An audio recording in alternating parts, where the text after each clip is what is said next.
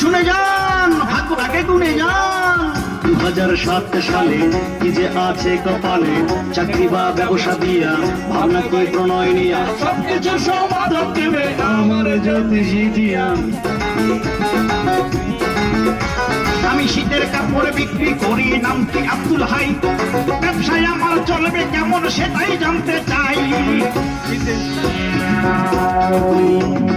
শীতের কাপড় চলবে না, এটা কথা বলবে না, মিটিং মিছিল চেষ্টা গরম থাকবে রে ভাই এবার চরম। শীতের কাপড় চলবে না, তাই অন্য ব্যবসা ধরেন গিয়া, এ কথা আমার নয় ভাই, বলেছেন জ্যোতিষী টিয়া। তাইলে তো না খেয়ে মরবো, উনি কোনটি ব্যবসা করবো।